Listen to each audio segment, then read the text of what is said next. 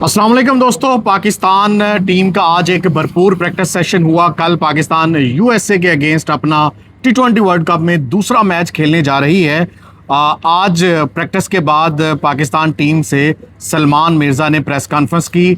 उन्होंने उस press conference में क्या कहा और कल यूएसए का मैच कितना अहम है और यूएसए के अगेंस्ट कौन सी प्लेइंग 11 मैदान में उतारी जा सकती है, उस पर बात करेंगे। सीनियर स्पोर्ट जर्नलिस्ट औरंगजेब भी मेरे साथ हैं। औरंगजेब भाई, सलमान मिर्ज़ा ने तो साफ अल्फाज में कहा है कि भाई हमें कोई प्रेशर शेशर नहीं है। पिछले वर्ल्ड कप की गेम थी, मैं उसमें नहीं था, लेकिन मैंने वो मैच देखा था और हम मैच टू मैच फोकस रखते हैं। हमारा मैच का फोकस जो है वो कल पे है और कल पहली दफ़ा तारीख में यहाँ फ्लड लाइट्स में मैच खेला जा रहा है, तो कंडीशन से थोड़ी मुश्किल होंगी। देखिए, पॉजिटिव प्रेस कॉन्फ्रेंस थी और बिल्कुल आपने दुरुस्त कहा कि उन्होंने कहा कि पीछे क्या हुआ था वो हमें नहीं पता, हमने आगे क्या करना ये हमें पता है। और उन्होंने कहा कि ना सिर्फ यूएसए बल्कि सारे मैचेस ही बहुत इंपॉर्टेंट हैं और कोई टीम भी छोटी बड़ी नहीं है। उन्होंने कहा कि आपने देखा होगा कि जिस तरह छोटी टीमों ने परफॉर्म किया, गो के अभी तक कोई इतना बड़ा अपसेट नहीं हुआ, लेकिन जिस तरह क्लोज गेम छोटी टीम्स खेल रही हैं। अपने पहले मैच का उन्होंने हवाला दिया कि बड़ा क्लोज मैच था, गो के वो हमने जीत लिया, लेकिन उसके अलावा आप यूएसए की टीम बड़ा अच्छा कर रही है। अभी दो मैचेस जो उन्होंने खेले उन्होंने 2-2 रन किए। इंडिया के खिलाफ कल उनकी बड़ी ज़बरदस्त परफॉर्मेंस थी। नेपाल ने इंग्लैंड को बड़ा टफ टाइम दिया, तो उन्होंने कह दिया कि 1-2 ओवर T20 के अंदर ऐसे होते हैं कि जो मैच का पासा पलट सकते हैं। तो हम पूरे फोकस रखे हुए हैं, पूरी तैयारी में है और इंशाल्लाह ये मैचेस राउंड के मैचेस जीत के और हम आगे जो है वो सुपर 8 के लिए क्वालिफाई करेंगे। बिल्कुल। ये जो अभी कल और परसों मैचेस हुए, इससे तो साबित हो गया कि T20 क्रिकेट में कोई छोटी बड़ी टीम नहीं होती।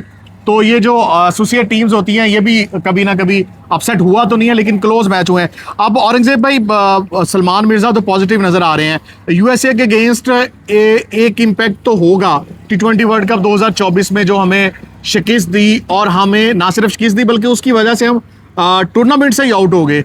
तो इस दफ़ा यूएसए से कोई खतरा है या आपको इस T20 वर्ल्ड कप में टीम थोड़ी डिफरेंट नजर आ रही है? देखिए, ये T20 के अंदर मैटर नहीं करता कि एक साल आपके साथ क्या हुआ था। और ठीक है, वो उस दिन एक बैड लक थी पाकिस्तान की कि एक अच्छा मैच वो खेल के जीत के वो हमारा सुपर ओवर शायद इतना अच्छा नहीं हो सका। वो हारिस रऊफ के 13 गेंदों पे 3 बॉलों पे 13 रन डिफेंड ना होना, ये सारे एक मुआवजे थे जो हो गया। रोज रोज ये चीज़ें नहीं होती, लेकिन हाँ T20 के अंदर जिस तरह अमेरिका की टीम परफॉर्म करते हुए आ रही है, इंडिया के अगेंस्ट देख लें, उनकी जो 2 वार्म अप मैचेस थे उनमें देख लें, तो वो कभी भी कमज़ोर टीम नहीं है, ना रही है। अली खान अगर उससे इंजर्ड ना होते तो यकीनी तौर पर सिनेरियो थोड़ा सा डिफरेंट होता। तो ये मेरे ख्याल में कुछ चीज़ें हैं जो पाकिस्तान को सोचनी चाहिए। कुछ बैटिंग पॉइंट ऑफ व्यू से अगर मैं बात करूं तो थोड़ी सी कमज़ोर कड़ियाँ हमारी हैं, तो हमें फास्ट बॉलिंग जो 3 हम खिला रहे हैं उन्हें छोड़ के हमें अगर एक आधा बैटर एक्स्ट्रा खिला दें तो कुछ ऐसे एरियाज़ हैं जिनमें पाकिस्तान को काम करने की ज़रूरत है। और मुझे पूरा यकीन है कि बहुत क्वालिफाइड किस्म का कोच पाकिस्तान के साथ स्टाफ मौजूद है। यकीनी तौर पर उन्हें रीथिंकिंग होगी चीज़ें कि कौन कौन सी चीज़ें ऐसी हैं जो पहले मैच में कौन कौन सी गलती हुई उनको दोबारा दोहराएंगे नहीं। और जिस तरह अब आज सलमान ने प्रेस कॉन्फ्रेंस की, उन्होंने भी बताया कि कम्बिनेशन के हिसाब से नसीम शाह आते हैं, शाहीन शाह आते हैं, उससे कोई फ़र्क नहीं पड़ता, जो टीम के लिए सूटेबल होगा। यही कप्तान का मौक़िफ़ था पहली प्रेस कॉन्फ्रेंस में। तो कुल मिला के देखा जाए तो सारा कुछ पॉजिटिव जा रहा है, लेकिन एक चीज़ जो नेगेटिव चीज़ मेरे ख्याल से जा रही है वो है पाकिस्तान की बैटिंग, जो मिडिल ऑर्डर में स्पेशली लड़ खड़ा रही है, या बाबर आजम मिडिल ऑर्डर में उस तरह का परफॉर्म नहीं कर रहे। इस चीज़ पे मेरे ख्याल में अभी भी वक्त है। फ़खर जमान हमारे पास मौजूद है, ख्वाजा नाफे हमारे पास मौजूद है, इनको प्लेइंग 11 में अगर खिला के तो इस चीज़ पे हम काबू पा सके, तो क्योंकि आगे बहुत बड़ा स्टेज है ना, सुपर 8 के मुकाबले में आप जाना है, तो ये सारी चीज़ें अभी से रीथिंक करनी होगी।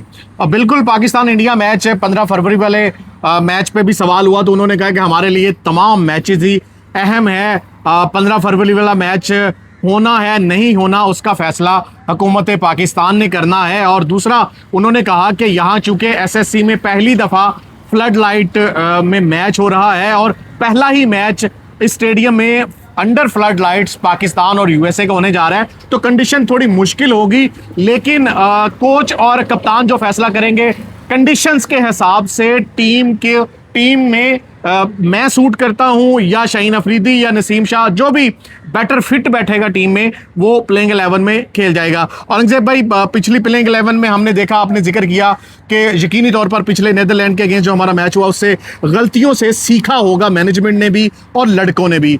आपको लगता है उसको देखते हुए पाकिस्तान टीम में कुछ तब्दीलियां होने जा रही हैं कल?